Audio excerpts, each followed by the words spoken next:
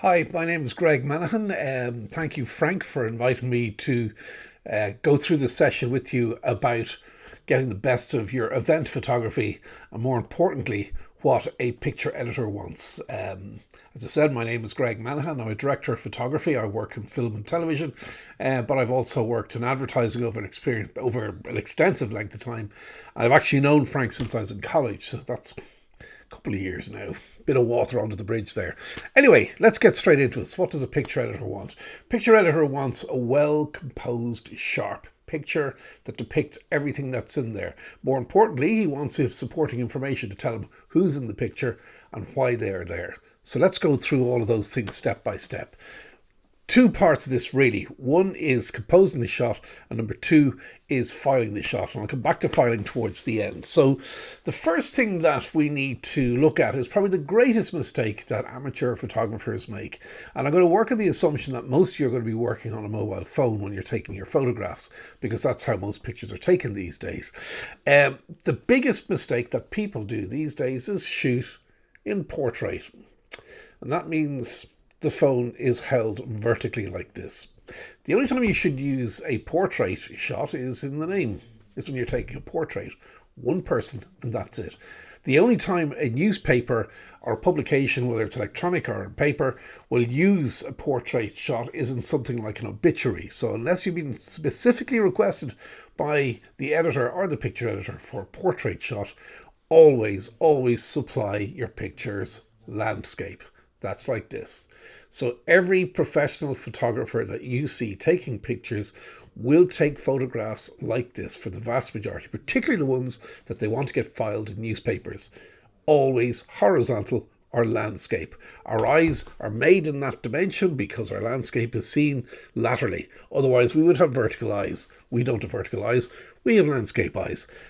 That's the way they like to do it. It's also the way they plan out the column inches in the both electronic and, as I said, paper media.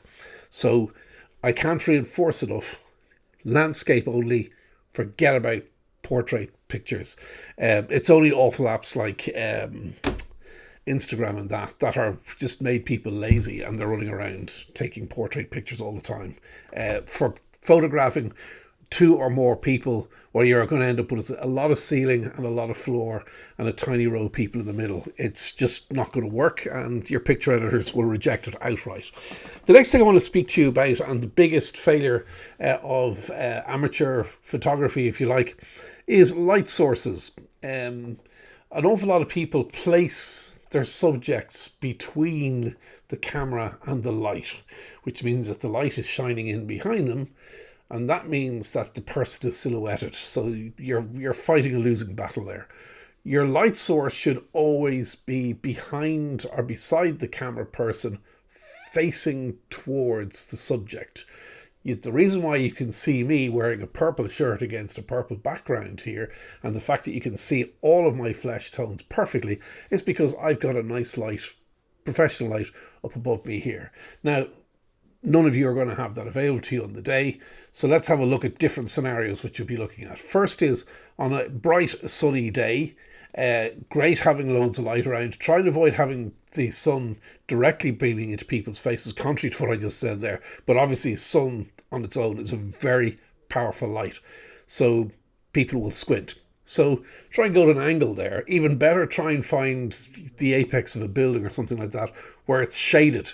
But if you are going into a shaded scenario and there are a number of people in shot, make sure that everybody in the shot is in the same level of shade. The same light level is on all people. What you don't want is one person standing at the end out in sunlight and all of a sudden they're completely blown out, or the camera settles on them as being the exposed person and everybody else is left in the dark. So please make sure that whoever is the subject of your photography, that they have even the same light level, if you like, on all of the people that are in the shot, the ones that you are particularly focusing on. When it comes to inside, it's a little bit easier in that the light is diffused. It's a bit like on the grey dull days we have here outside, which are great because you don't have to worry about where the sun is or anything like that. You'll get a great picture wherever you are. But inside, you do have to be worried about where the light sources are. An awful lot of people make the mistake of going, oh, look, there's a light there, and it's a little downlighter, and it's all of a sudden you've got a little splash of light on somebody's forehead. So their forehead gets completely burnt out, and then you get all these mad shadows coming down here, and it looks like something from a horror movie. So avoid doing that. Make sure that there's good, bright space that you're going to photograph in, and that you can clearly see people. A bit like the way you're looking at me here now. You can clearly see all of the flesh tones there. I do have the light at a slight angle because I want to create a bit of a key and fill effect on my face, so that one side is slightly brighter than the other, and that way I get a little bit of a shadow there, and that just means that the lighting isn't completely flat. Now, I have the choice because I'm using a professional lighting setup, but you could do the same by just positioning your people in the light that is available to you. Just make sure that there are no lights behind your subjects that are fighting with their faces, so that the exposure of the lights that are behind aren't greater than the actual light that's on people's faces. Now, it could be a light on a wall, and sometimes people go, sure, it's fine, it's only a little wall uplighter, but it can actually burn in and create a very distracting extra bit of light, because the eyes will be drawn to that. One way around it is to use one of these, and so if you do have a lamp in the back that's plugged into the wall, you can get for less than a tenner, you can pick them up in Power City or anywhere, is basically a plug with a dimmer on it. So you can just turn down the power on that there, and that'll dim down the light for you. But I mean, if you don't have that stuff available, just move away from the offending area. The important thing is light always on the face of the people that you're dealing with. One last thing on light, don't ever use the flash on your mobile phone. Make sure it's switched off at all times. They're terrible. They really don't work. So don't ever use them. The only time to use a flash is if you've got a proper camera mounted flash on a proper camera, whether it's a professional one or a prosumer one. Don't ever use a mobile phone flash, please. The next thing I want to deal with when taking photographs is what we call a shutter delay. Now, this usually comes down to the autofocus function on a mobile phone or in some of the cheaper cameras out there. So when you're trying to focus on the main person that's there, you probably tap a little yellow box on the screen and it lines up. Sometimes when you hit the exposure button, the actual button to take the picture, this can hunt a little bit. So you need to be very, very careful that when you take a photograph that you hold the camera straight for about 3 seconds, even after you've hit the exposure button. So when you hear the shutter engage, count to 3, 1, 2, 3, then let go. Why? Because sometimes what happens when you hit the exposure button and you go, oh, that's great, photograph is taken. Then 1, 2, 3, you hear click, and all of a sudden you're now photographing a line of people's feet. So just always, and it doesn't matter how many pictures you're taking, you could do 1, 2, 3, 4, 5. Hold it there for another 2 or 3 seconds to make sure that all of your pictures are captured and that they're all beautifully composed. Now, what do I mean by composure? Sorry, I keep hitting my microphone there. Apologies for that. When I talk about composure, when it comes to photographing subjects or people, in photography and cinematography, we have something called the rule of thirds. So you divide the screen up into a left and right third and an upper and lower third. Now, what we don't want to do is go inside the thirds. What we want to be is actually on the thirds. So in my case, my eye line is on the upper third. And what that does, that gives a little bit of natural headspace between the top of my head and the empty screen above me. That's a kind of natural aesthetic that's just come around from the days of fine art. It's something that is an aesthetic that's now inbuilt into us. So the rule of thirds is basically something that we should always look at, particularly when we're dealing with people. Their eyes and their faces should be on the upper third of the screen. Literally, if you drew a line across there, that's where your point of focus is. And your point of focus always in the human face is on the eyes. Okay, so the eye line should be thereabouts. Now you're obviously going to have some people are taller, some people are shorter, but on average, you should be able to average it out. So you shouldn't have a situation where somebody's head is touching the very, very top of the picture. Likewise, you shouldn't have an awful lot, and this is where an awful lot of amateur photographers get caught out. They kind of shoot people down like this. So you have a row of people here, and this is the photograph from the Lions Club, GAA sponsored game, and blah blah blah, and everybody's down here, and you've got this huge space above them like that, and you probably find that the trophy is cut off down here somewhere as well.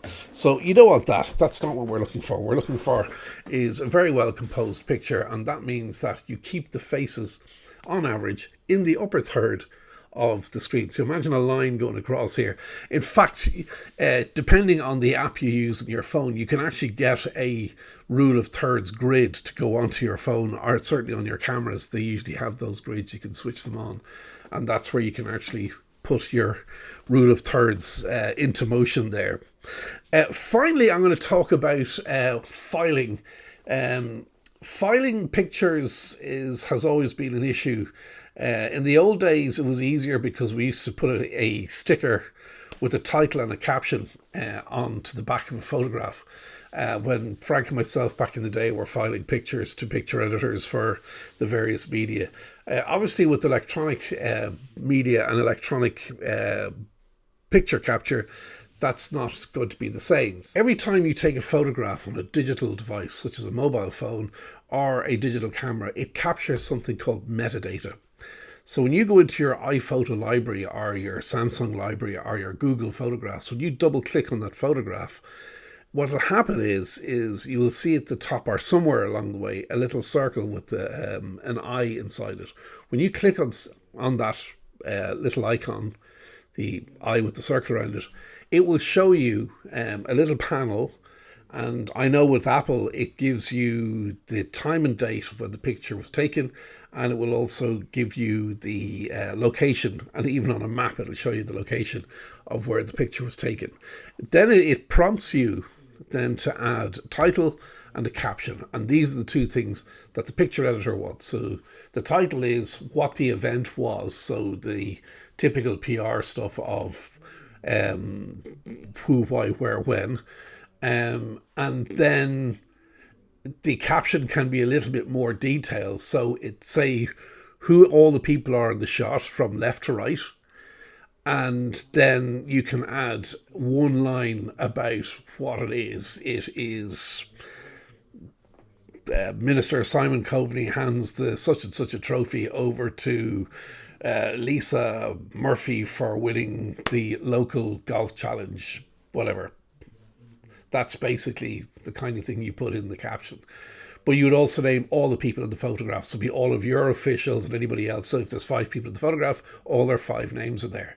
Now below that, you will also have the opportunity to tag the picture. And this is very important because when you actually put in, or it could be keywords, these keywords can be seen all over the internet. So I would always hashtag them, put the little hash symbol before them.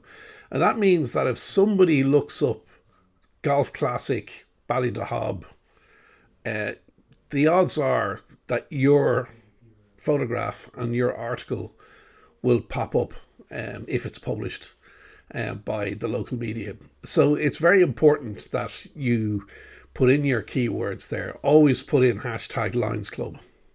And hashtag Lions Club of Ireland, hashtag Lions Club Ballydehob, or whatever location you're at. So that whenever anybody puts in a search for Lions Club, that somewhere along the line, your event pictures will actually pop up there so they can be seen and accessed all over the internet, and that spreads your audience out. So I think that's all I've got time for. I've gone to about 12 minutes there. So thank you very much for listening to me. If I can be of any more service, I can be contacted through Frank Corr, but otherwise listen to the rest of his very wise advice. He's a very experienced man in this field, and he'll certainly get you a much better chance of getting whatever you need to get published in your local media published. So there you go. Have a great day, folks. Thanks a million.